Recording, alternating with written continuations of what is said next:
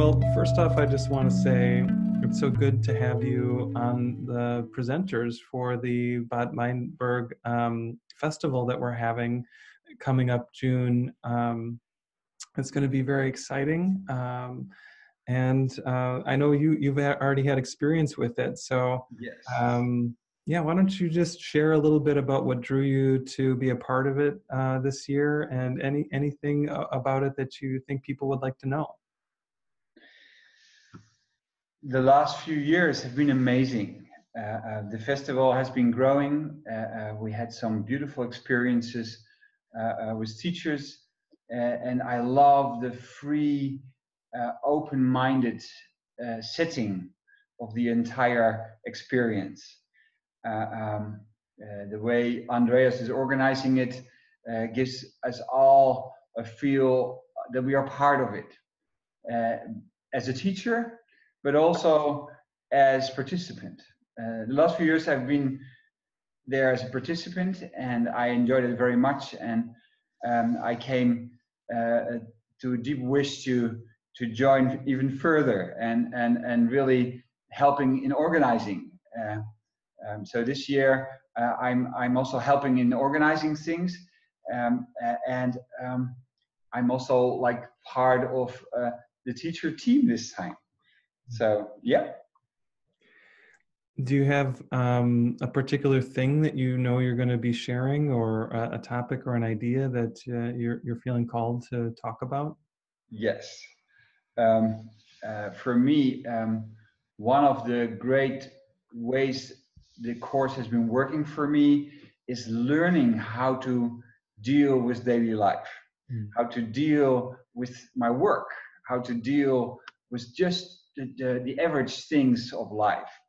And in that sense, I love to share that experience, because my road with the course has been as such. I was working, and I learned along the way how many miracles are surrounding me in any setting, and also in my work.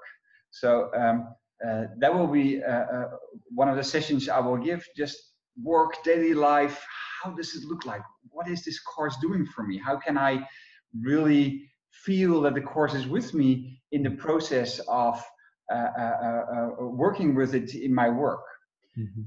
And the second session, after looking at daily life and work, I like to go to the idea that we are already there. And that's the celebration. That's the moment in which we really start and recognize that there's nothing to be done, and that there's this amazing opportunity of changing your mind, which is always possible in this very moment. Yeah. And it's very exciting to me. Like, for me, it makes me very happy even to talk about it, that we have this innate capacity to see completely new, and to see not a world of suffering, not a world of difficulties surrounding us, but a world which gives us the opportunity to join, and especially with our brother.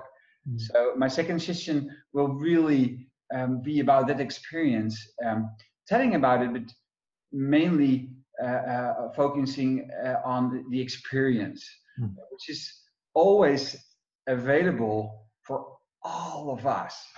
Being teachers, being the people who are coming in first, it doesn't matter. Like, we are all, we all have the gift. We all have the gift to join in that.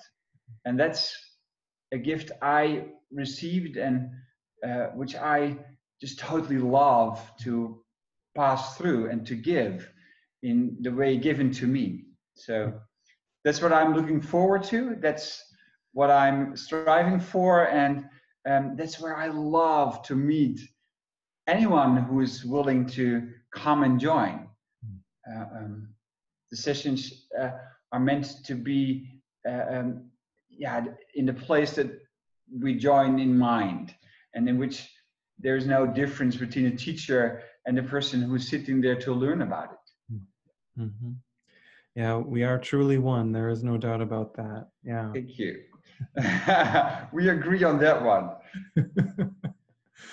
So since you're going to be talking about how to apply these principles in work and daily life, do you have an example or two that you can share, maybe from your life or someone you know who used these principles and how it's helped them? Um, let's stay for me and my day to day. Like, let's keep it very simple to this very moment. I love the lesson of today, which says, "I will there be light." And this lesson has been such like a privilege to have. This momentum it gives you to have your willpower totally being joined with God. And this lesson brought me so much power in my life.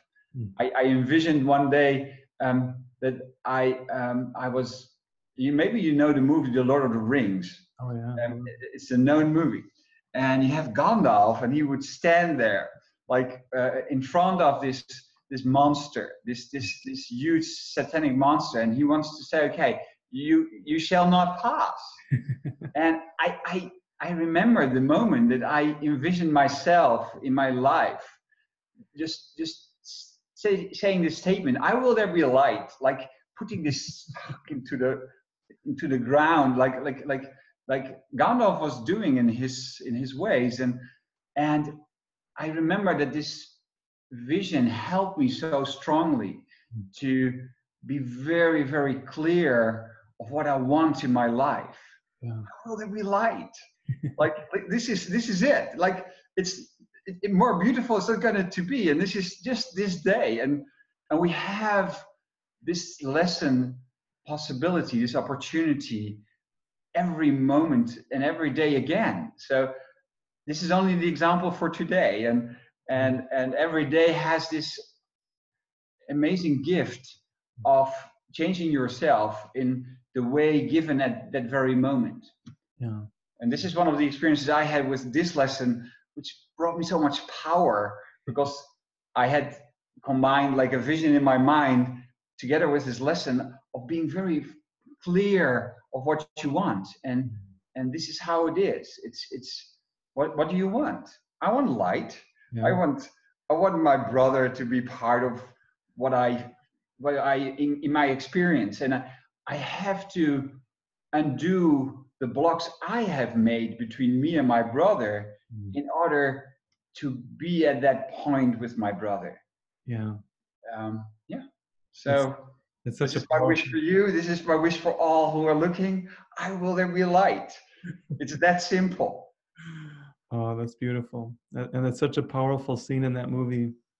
Yes. I just had another interpretation of it, which is that Gandalf sort of represents the Holy Spirit. Yes. And that Gandalf in that scene was keeping the other travelers in the party safe.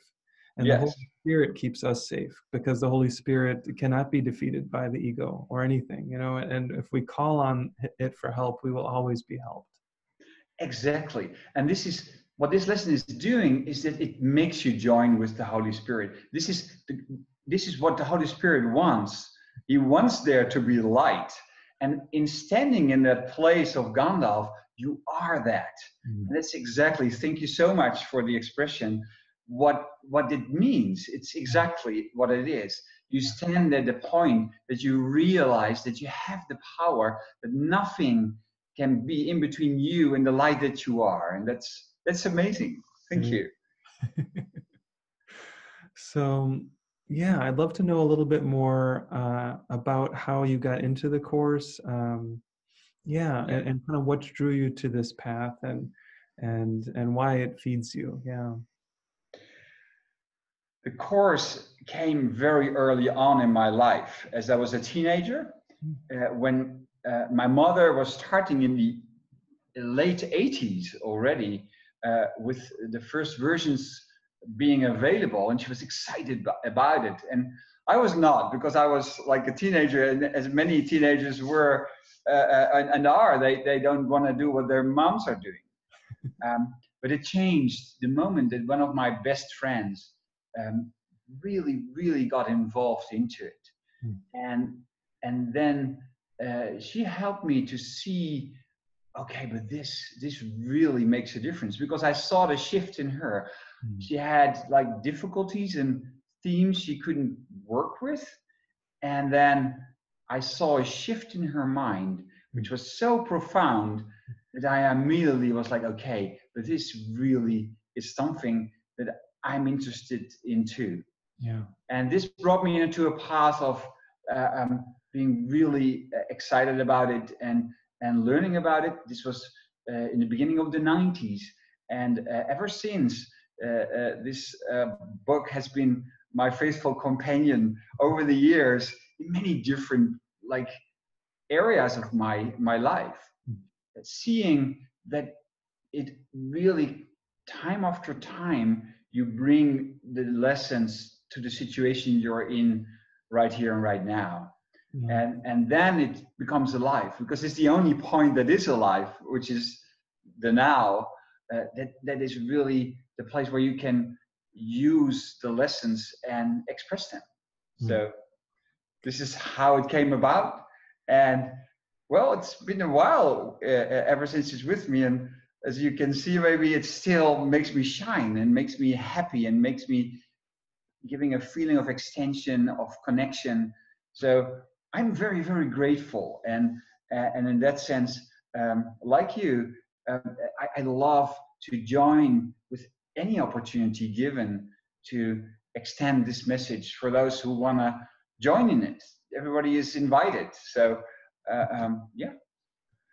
Beautiful. Yeah, I love what you shared about how you kind of started in maybe one part of your life, and as you went forward through time, it sort of expanded into more and more of your life. I think for me that really resonates too. I think I started with these ideas, and I saw that they worked in this one area of my life, but maybe I wasn't quite ready to do them everywhere yet. But bit by bit by bit, it just expands and expands, and at a certain point, we don't want to hold it back from anything, because why would we want to have less happiness in that part of our life? Why would we want to have less freedom in that part of our life? And it's like the light just grows and grows.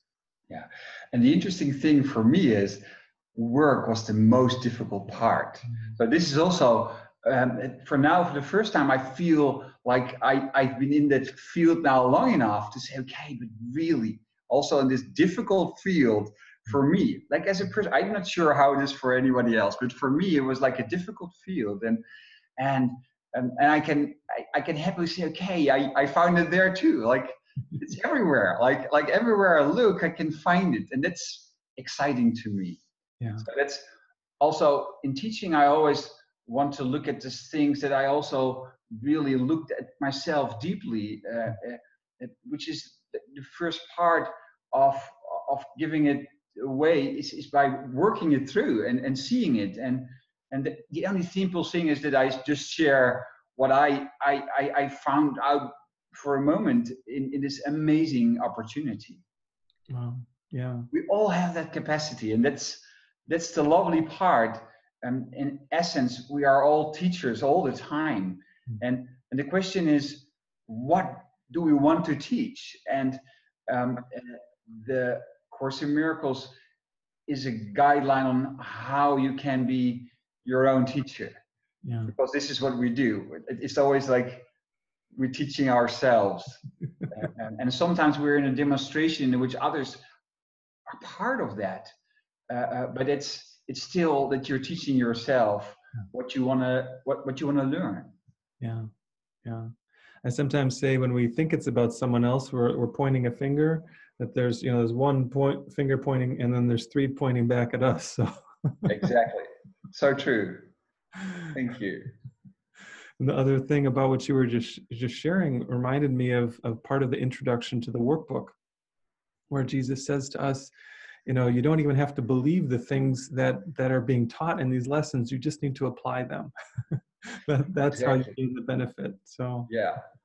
And that makes also, like in the beginning, the difficulty, the resistance to certain ideas so much lower, because okay, you can give it a try.